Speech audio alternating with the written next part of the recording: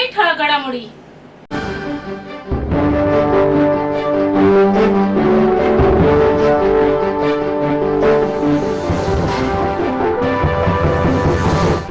ठाणे आणि मीरा भाईंदर शहरातील अनधिकृत हुक्का पार्लर, बार आणि पबवर कारवाई करण्याचे आदेश महाराष्ट्र राज्याचे मुख्यमंत्री एकनाथ शिंदे यांनी दिले होते.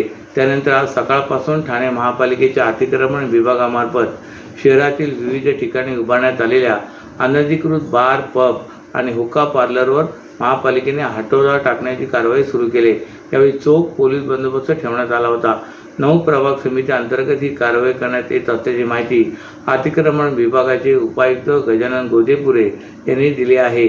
ठाणे महापालिका हद्दीत सकाळी 11 वाजल्यापासून अनधिकृत हॉटेल आणि पबवरील कारवाईला मोठ्या पोलीस बंदोबस्तात सुरुवात करण्यात आली. यामध्ये घोडबंदर रोडवरील ओवळा नाका या ठिकाणी असलेल्या अनधिकृतरित्या चालत असलेल्या मयुरी लेडीज बार महापालिकेच्या तोडक कारवाई करण्यात आली. त्यानंतर त्याच मार्गावर असलेल्या खुशी या लेडीज बारवर देखील कारवाई करण्यात आली आहे. घोडबंदर पट्ट्यात मोठ्या प्रमाणात अनधिकृत पब आणि लेडीज बार असून सर्वच अनधिकृत बारवर कारवाई केली जाणार आहे. तर संपूर्ण ठाणे शहरातच एकाच वेळी कारवाई सुरू असल्याचे पालिकेच्या अधिकाऱ्यांनी सांगितले. ठाण्याच्या वेशीपासून ते अगदी शेवटच्या टोकापर्यंत महापालिकेच्या अतिक्रमण विभागामार्फत ही कारवाई करण्यात आली. यात उतलसर, वर्तकनगर, वागळे, घोडबंदर, नौपाडा आदी भागातील बार, पब, हुक्का पार्लर पालिकेच्या रडारवर असल्याचे दिसून येत आहे. 26 जून हा दरवर्षी जागतिक स्तरावर आंतरराष्ट्रीय अंमली पदार्थ दिन म्हणून साजरा केला जातो. आंतरराष्ट्रीय अंमली पदार्थ दिनाच्या निमित्ताने नागरिक व विद्यार्थ्यांमध्ये अंमली पदार्थ व त्याचे दुष्परिणाम याबाबत समाजात जागरूकता निर्माण होण्याकरिता माननीय पोलीस आयुक्त श्री आशुतोष डुमरे यांच्या मार्गदर्शनाखाली ठाणे पोलीस आयुक्तालयाच्या परिसरामध्ये विविध कार्यक्रमाचे आयोजन करण्यात आले. त्या अनुषंगाने कॅश फाउंडेशन समाजसेवा संस्थेला सहभागी करून परिसंवाद आयोजित केले होते. तसेच नागरिकांमध्ये जनजागृती निर्माण करता अंमली पदार्थ व त्याचे दुष्परिणाम याची माहिती असलेले 6000 चित्रकांचे वृत्तपत्रामधून वाटप करण्यात येणार आहे. आणि अंमली पदार्थ विरोधी जनजागृती करणारे बॅनर व पोस्टर शहरात विविध ठिकाणी लावण्यात येणार आहेत.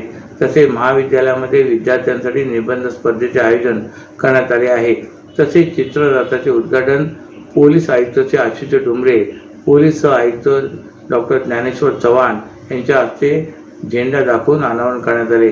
सदर कार्यक्रमात अप्पर पोलीस आयुक्त गुन्हे डॉक्टर पंजाबराव उगले, पोलीस उपायुक्त शिवाजीराव पाटील, समाजरत्न नांजीबाई खिमजीबाई ठक्कर ठाणावाला, कॅश फाउंडेशनचे संस्थापक जितेश मोरे, कल्पना मोरे तसेच पोलीस अधिकारी, कर्मचारी मोठ्या संख्येने उपस्थित होते. ठाणे महापालिकेच्या सेवेतून 2016 ते 2021 दरम्यान सेवानिवृत्त झालेल्या शेकडो कर्मचाऱ्यांना त्यांची देणे पालिकेने दिली नाहीत. सेवानिवृत्त कर्मचाऱ्यांना पेन्शनमध्ये 7वा वेतन आयोग, 7व्या वेतन आयोगानुसार ग्रॅज्युटी, रजा विक्री, पेन्शन विक्रीचे फरकाची रक्कम मिळाली नाही. त्यामुळे या शेकडो कर्मचाऱ्यांची ससेहोलपट सुरू असून आज कर्मचाऱ्यांनी अतिरिक्त आयुक्त प्रशांत रोडे यांची भेट घेतली. रोडे यांनी येत्या आठवड्यात संबंधित अधिकाऱ्यांची बैठक घेऊन त्यातून मार्ग काढण्याचे आश्वासन कर्मचाऱ्यांना दिले आहे. 2021 नंतर जे पालिकेचे कर्मचारी सेवानिवृत्त होत आहेत त्यांना सर्व देणे व्यवस्थित देण्यात येत आहेत. मात्र 2016 ते 2021 दरम्यान जे कर्मचारी निवृत्त झालेत त्यांना 7व्या वेतन आयोगानुसार ग्रॅज्युटी, पेन्शन विक्री, रजा विक्री व इतर थकीत फरक रक्कम मिळाली नाही. याबाबत गेल्या वर्षापासून हे कर्मचारी पालिका आयुक्त, उपायुक्त मुख्यालय, अतिरिक्त आयुक्त यांच्या कार्यालयात चक्रा मारत आहेत.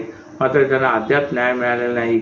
विशेष म्हणजे याबाबत मुख्यमंत्री एकनाथ शिंदे यांच्या कार्यालयाची पत्रव्यवहार करण्यात आले असल्याची माहिती ठाणे महापालिका सेवानिवृत्त कर्मचारी संघटनेचे अध्यक्ष पी.एच. पाटील आणि सचिव इजाज पटेल यांनी दिले. दरम्यान आज ठाणे महापालिका सेवानिवृत्त कर्मचारी संघटनेच्या पदाधिकाऱ्यांनी महापालिका मुख्यालयात अतिरिक्त आयुक्त प्रशांत रोडे यांची भेट घेऊन चर्चा केली.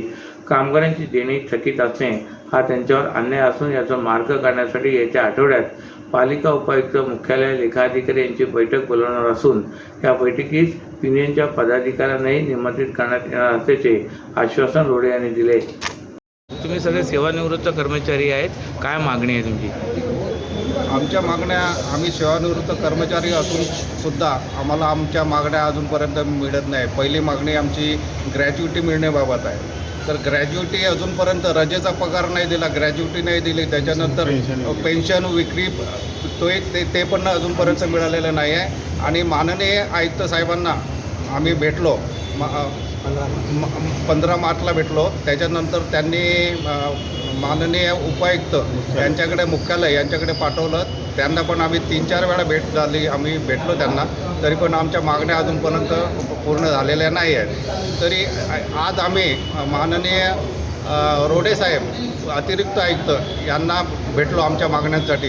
तर त्यांनी आम्हाला आश्वासन दिलं आणि पुढच्या हप्त्यामध्ये आम्ही मीटिंग ठेवू आणि उपायुक्त आणि त्यांना बोलवून मीटिंगमध्ये ठरवून तुम्हाला तुमच्या मागण्या मान्य करून देऊ असे आम्हाला सांगितले. त्यांनी तुम्ही सेवानिवृत्ती होऊन किती वर्ष झाले का काळ? आम्ही सेवानिवृत्त होऊन कोणी 12-15 वर्ष झालेले आहेत, तर काही 9 वर्ष झालेले आहेत.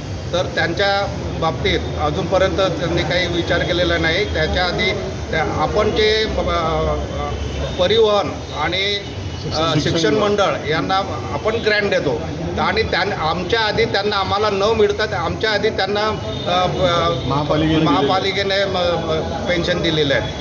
पेन्शन ग्रॅज्युटी त्यांना काय असेल ते परत. किती कर्मचारी अशा आहेत की ज्यांना थकीत रक्कम मिळालेली नाही आणि रकमेचा आकडा किती आहे? आतापर्यंत 3,500 कर्मचाऱ्यांची आमच्या थकीत रक्कम राहिलेली आहे. रकमेचा आकडा किती आहे? रकमेचा आकडा प्रत्येकाचे 10,000, कोणाचे 8,000, 8 लाख, 10 लाख असे आहेत, त्याचे 15 लाख असे त्यांचे थकीत रक्कम आहे.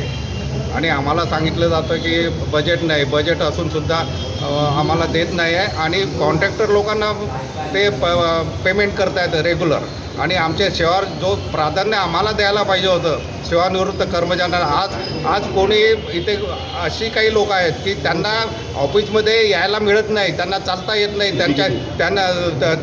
त्यांना औषधासाठी पैसे नाही आहेत, राहायला त्याच्यासाठी त्यांच्या हक्काचे पैशांची त्यांना गरज आहे, अत्यंत गरज आहे त्याची. तुमची मागणी काय आहे? आमची मागणी ग्रॅज्युटी प्रत्येकाला, आमचे जे सेवानिवृत्त कर्मचारी आहेत त्यांना 2016 पासून तर 21 पर्यंत आमच्या ग्रॅज्युटी मिळाली नाही आहे, रजेचा पगार मिळालेला नाही आहे, त्याचा आणि फरक मिळालेला नाही, त्याचा पेन्शनचा फरक नाही मिळालेला. हे आमची मागणी आहे.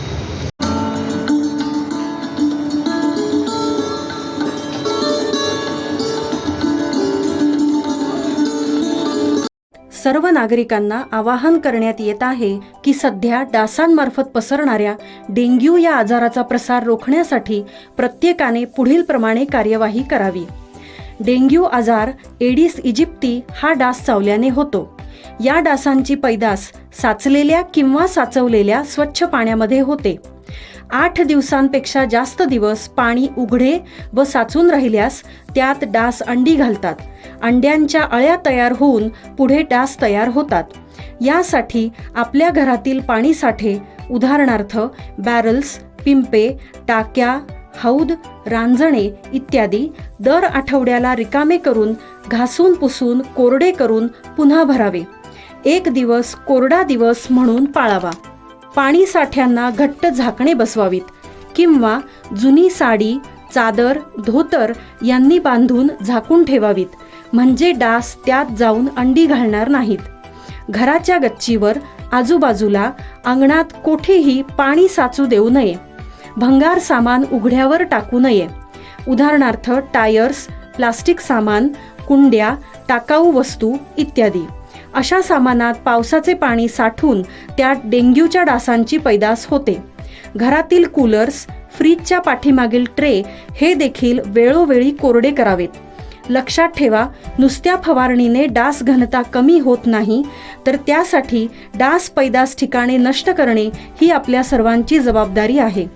कोणताही ताप अंगावर न काढता जवळच्या शासकीय रुग्णालयात मोफत औषधोपचार घ्या. अशा प्रकारे नागरिकांनी सहकार्य केल्यास डेंग्यूचा प्रसार रोखणे सहज शक्य आहे.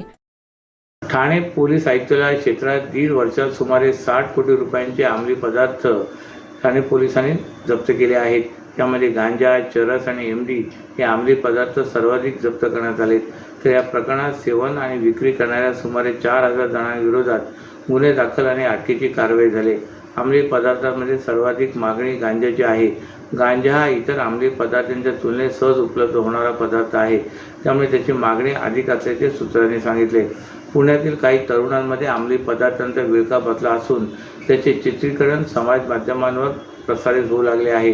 राज्याच्या सांस्कृतिक राजधानीमध्ये असा प्रकार घडत असताना मुंबई लगतच्या ठाणे शहरातील तरुण नशेच्या आहारी गेल्याचे समोर येत आहे. ठाणे आयुक्तालय क्षेत्रात ठाण्याचे बदलापूर आणि भिवंडी क्षेत्र येतो. ठाणे पोलिसांच्या गुन्हे अन्वेषण शाखा आणि स्थानिक पोलिसांनी अंमली पदार्थ विक्री आणि सेवन करणाऱ्यांविरोधात कारवाई केली. यामध्ये 1 जानेवारी ते 31 डिसेंबर 2023 या कालावधीत 4,45,97,319 रुपयांचा अंमली पदार्थांचा साठा जप्त केला आहे. तर अंमली पदार्थांचे सेवन करणाऱ्या 1,252 जणांना अटक केली. त्यापैकी 1,077 जणांवर अंमली पदार्थांचे सेवन केल्याप्रकरणी कारवाई करण्यात आली. यावर्षी 1 जानेवारी ते 23 जून या कालावधीत 55,76,10,000 रुपयांचा अंमली पदार्थांचा साठा जप्त केला आहे. तर 2,724 जणांविरोधात कारवाई झाली असून त्यापैकी 2,612 जणांना सेवन प्रकरणी ताब्यात घेतले. तर उर्वरित आरोपींना विक्री आणि निर्मिती करताना अटक केली आहे. विक्री आणि सेवन करणाऱ्या आरोपींमध्ये तरुणांचे प्रमाण अधिक आहे. पोलिसांच्या कारवाईमध्ये सर्वाधिक गांजा, चरस आणि MD हे अंमली पदार्थ जप्त करण्यात आले आहेत. पोलिसांनी यावर्षी 220 किलो 150 ग्रॅम गांजा जप्त केला आहे.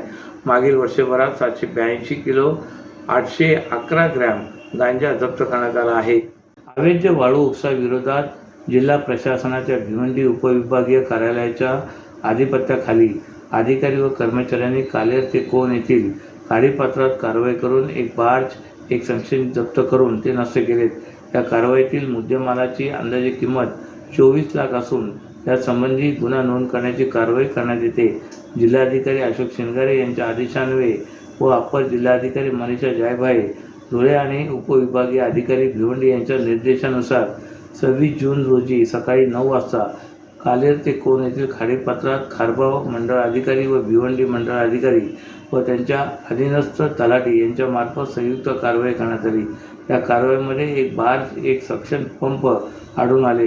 बार्जवरील कामगार पथकांची चाहूल लागतात पाण्यात उडी मारून पसार झाले.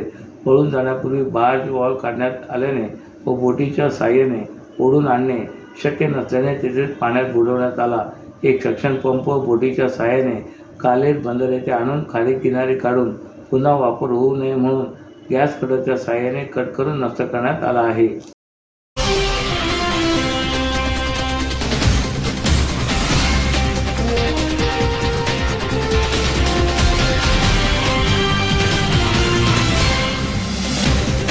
तर या होत्या आजच्या काही ठळक घडामोडी. तर पुन्हा भेटू याच वेळी याच ठिकाणी.